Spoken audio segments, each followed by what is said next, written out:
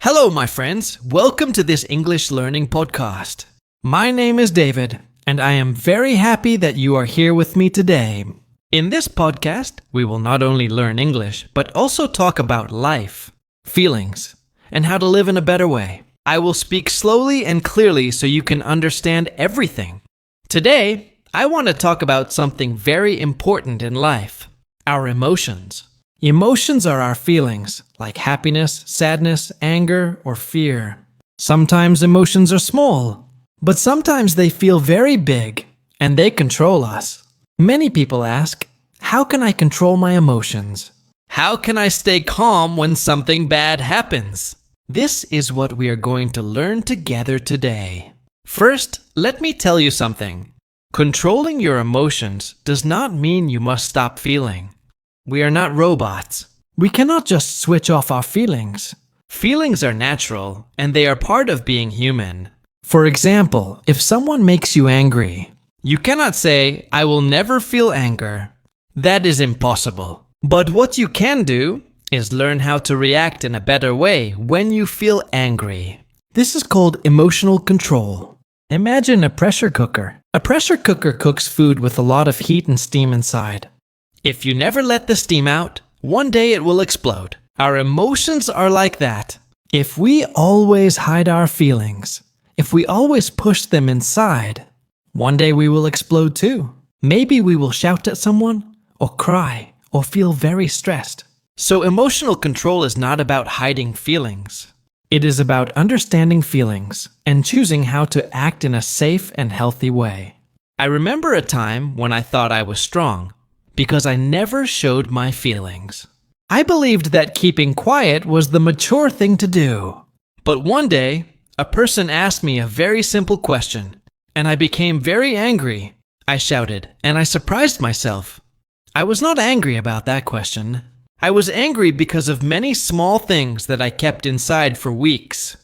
That day, I learned that keeping emotions hidden is not strength. Real strength is noticing your feelings, understanding them, and then deciding how to respond. This brings us to something very important: self-awareness. Self-awareness means to know yourself, to know what you are feeling and why you are feeling it. If you don't understand your own feelings, you cannot control them. It's like driving a car without a windshield. You cannot see the road and you may crash. In the same way, if you don't see your emotions clearly, you may hurt yourself or others without knowing why. Sometimes I used to shout at people and then later think, why did I get so angry? Why did I react like that? After some time, I learned to ask myself better questions. Am I tired? Am I stressed? Is something else bothering me? Many times, my anger was not about the person in front of me. It was about me. It was about something else I carried inside. When I started to understand this, my reactions became calmer. Another important tool is the pause. The pause is very small, but it is very powerful. It means that before you react, you stop for a moment, maybe for 3 seconds or 5 seconds. Just breathe and wait before you answer or act. In that small moment, you get the chance to choose your reaction. For example, if someone cuts in front of you in traffic, your first feeling might be anger. You may want to shout or press the horn. But if you pause for a few seconds, you can think, is this worth my energy? Do I really need to get angry? Most of the time, the answer is no. That short pause saves you from many problems. I also use the pause when I feel overwhelmed. Sometimes life gives us too much stress, too much work, or too many problems at the same time. In those moments, even one small thing can make us angry. But if I pause before reacting, I give myself space. I give my mind time to think, and then I can respond more calmly. Many times, our reactions are not really about the present moment. They are connected to old memories, old pain. For example, someone may make a small joke, and suddenly you feel very hurt. You ask yourself, Why did this hurt me so much? The reason is not the joke. The reason is something from your past. Maybe when you were younger, people laughed at you and you felt embarrassed. That old pain comes back and it makes today's joke feel bigger than it really is. This is called a trigger. A trigger is something small in the present that opens an old wound. For example, once a person corrected me in a meeting. The correction was polite, not rude, but I felt very defensive and angry. Later, I understood why. When I was younger, a teacher always picked on me in class and made me feel small.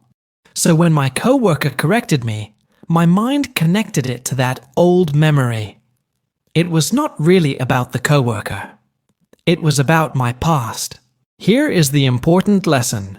Emotions are clues, not enemies. They show us where we need to heal. When you feel a very strong reaction, ask yourself, is this about today, or is this about something from before? If you understand the real reason, you can choose how to act. Remember this: feelings and actions are not the same. Just because you feel angry does not mean you must shout.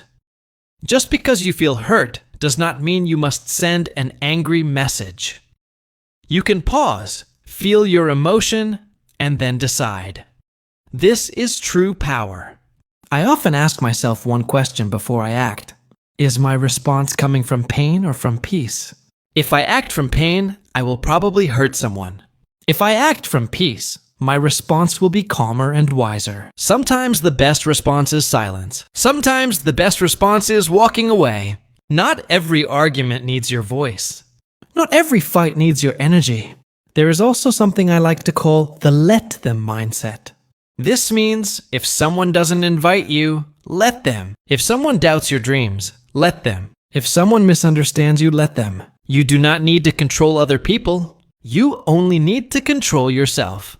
If someone shows you who they are, believe them and let them be. This way you save your peace and your energy. Many times, we waste our energy trying to change other people's opinions. We argue, we explain, we defend ourselves. But this often brings more stress than peace. When you let go, when you stop fighting for approval, you feel free. My friends, another thing I have learned in life is that silence is not weakness. Many people think, if I stay silent, people will think I am weak. People will think I lost the argument. But that is not true. Silence can be strength. Silence means you are wise enough to save your energy. Silence means you understand that not every battle is your battle. Think about this. If someone argues with you about your favorite color, and they say, your favorite color is not good, do you need to fight with them? No, because they will not change their mind. They already decided. So why waste your time? The same thing happens in life. Many people argue not because they want to understand, but because they want to win. If you join that fight, you lose your peace. But if you stay silent, you keep your peace. I remember a time when I used to argue a lot in text messages. If someone misunderstood me, I would write long texts to explain myself. I wanted them to see my point of view, but it never worked. Instead, I felt more tired and more upset. One day, I asked myself, is this helping me or is this hurting me? The answer was clear. It was hurting me. From that day, I decided I will not fight for every point. I will not waste hours trying to change someone's mind. If it costs me my peace, it is too expensive. My peace is more important than being right. And your peace is more important too. Winning an argument is not real victory. Real victory is staying calm, keeping your happiness, and protecting your heart. That is what emotional control gives you. Now, let's think about energy. Every day, we wake up with a certain amount of energy, just like our phone battery. If you waste your energy on small fights, small arguments, or small problems, by the middle of the day, your battery is empty. You feel tired, angry, and weak. But if you save your energy, If you choose carefully where to spend it, you can use that energy for the things that really matter. Your goals, your dreams, your loved ones, and your future. Not every battle is yours to fight. Not every hill is worth climbing. Sometimes the most powerful thing you can do is to walk away. When you walk away, you are not losing. You are choosing. You are choosing yourself, your peace, and your future. Let me tell you something important. When you control your emotions, you do not only help yourself, you also help your relationships. Think about a family, a friendship, or a marriage.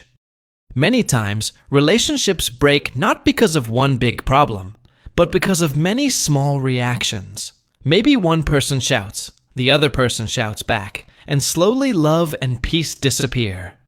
But if one person can pause, stay calm, and speak softly, many fights can be avoided. So, emotional control is not only for you, it is also a gift you give to the people around you. Your calm energy can make your home, your work, and your life more peaceful. Now, I want to share something very powerful that changed the way I think. It is this: I could respond, but I don't need to. This sentence is very strong. Many times, people push us to react. They want us to fight. They want us to prove something. But you can say to yourself, I could respond, but I don't need to. This gives you freedom. You realize that you are in control, not them. When you feel angry, tell yourself, I could shout, but I don't need to. When you feel hurt, say, I could write a long message, but I don't need to. When you feel misunderstood, think, I could explain myself again, but I don't need to. This simple thought will save you many problems and give you more peace. Let's also talk about patience. Patience is very important when it comes to emotions. Sometimes when we are angry, we want to fix everything right now, but quick reactions often create bigger problems. If you wait, if you give time, your feelings will become softer. Then you can see things more clearly. For example, in a relationship, if you argue with someone, it is better to wait until your mind is calm before you speak again. Because words spoken in anger cannot be taken back. They can hurt deeply, but if you wait and then talk with a calm heart, your words will heal, not hurt. I also want to remind you that controlling emotions does not mean you never express them. Expressing emotions is healthy, but it must be done in a safe and kind way. For example, if you are sad, you can talk to a friend, write in a journal, or take a walk. If you are angry, you can exercise, breathe deeply, or talk calmly about your feelings. The key is to express without hurting yourself or others. Now let's return to the idea of let them. This mindset can change your life. People will always do things you don't like. They will judge you, doubt you, and sometimes even hurt you. But you cannot control them. You can only control yourself. So, when someone shows you who they are, let them. If they don't support you, let them. If they don't understand you, let them. If they don't believe in you, let them. You don't need their approval to be happy. When you stop fighting for their approval, you become free. You feel lighter, like you dropped a heavy bag you were carrying for years. That bag was full of other people's opinions. And you don't need to carry it anymore. Silence and stillness can be louder than words. Sometimes, not reacting is the strongest reaction. People expect you to fight. When you don't, they realize you are strong. You are not controlled by anger, by ego, or by fear. You are controlled by peace. Real strength is not shouting. Real strength is not fighting. Real strength is choosing calm when chaos tries to pull you in. Real strength is smiling when life wants you to cry. Real strength is walking away when your ego wants you to stay. My friends, if you learn to master your emotions, you will master your life. Because emotions are like the steering wheel of a car. If you let emotions drive, the car will go in many wrong directions. But if you control the wheel, you can take your life wherever you want to go. Remember, emotions are not bad. They are teachers. Anger teaches you that something feels unfair. Sadness teaches you that something matters to you. Fear teaches you to be careful. Happiness teaches you to be grateful. But you are the driver. You decide how to use these lessons. So from today, promise yourself, I will pause before reacting. I will think before speaking. I will choose peace over anger. I will protect my energy. I will not fight every battle. I will practice the let them mindset. And I will remember that silence can be my greatest power. My friends, now that we have talked about pausing, patience, and the let them mindset, I want to share some more ideas that can help you master your emotions in daily life. First, let's talk about breathing. Breathing sounds very simple, but it is one of the strongest tools you can use when you feel emotional. When you are angry, your heart beats fast. Your body feels hot, and your mind runs quickly. But if you stop and take a deep breath, slowly in and slowly out, your body starts to calm down. Just one deep breath can give you space between your feelings and your actions. Try it the next time you feel upset. Breathe in for 4 seconds, hold for 2 seconds, and then breathe out slowly. You will feel lighter. Second, let's talk about perspective. Perspective means the way you see something. Sometimes our emotions grow bigger because of how we look at the situation. For example, if someone speaks to you in a rude way, you might think, they don't respect me. They want to hurt me. This thought makes you angry. But if you change perspective and think, maybe they had a bad day. Maybe they are stressed. Maybe it's not about me. Then your feelings become softer. By changing your perspective, you change your emotions. Third, think about gratitude. Gratitude means being thankful. When we focus only on problems, we feel more negative emotions. But when we focus on what we already have, food, health, family, friends, even the small things like sunshine or a smile, we feel more peace. Gratitude changes our emotions from heavy to light, from sad to happy. A grateful heart is harder to disturb. Now let's talk about forgiveness. Forgiveness is not easy, but it is very important. When someone hurts us, our emotions become heavy. We feel anger, sadness, or revenge. But if we hold those emotions for too long, they hurt us more than they hurt the other person. Forgiveness does not mean you say what they did was okay. It means you choose to let go of the heavy stone inside your heart. When you forgive, you free yourself. Also, we need to practice self-forgiveness. Many times, we are angry not only at others, but also at ourselves. Maybe you made a mistake, or you failed, or you hurt someone in the past. If you keep punishing yourself, your emotions will control you. But when you forgive yourself, you give yourself permission to grow and move forward.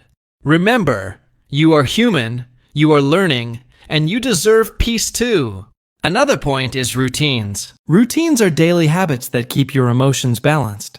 For example, exercise, journaling, meditation, or even walking in nature can help you release emotions in a healthy way. When you move your body, your mind feels clearer. When you write your feelings on paper, your heart feels lighter. When you sit quietly, your thoughts slow down. These small routines make a big difference in emotional control. Let me share a small story. Once, I had a very stressful week. Work was too much, and my mind was full of worry. Every small thing made me angry. Then I decided to go for a walk in the park every morning. Just 20 minutes. I looked at the trees, listened to the birds, and breathed fresh air. Slowly, my emotions became calmer. I realized that nature itself can heal our hearts. So when you feel heavy inside, take a walk. It can be simple but very powerful. Now let us think about relationships again. When you are with people you love, emotions play a big role. Sometimes you want to win the fight, but later you lose the relationship. Always remember, words are powerful. They can build or they can break. When you are angry, pause. Ask yourself, do I want to hurt or do I want to heal? Choose healing words. Choose kindness.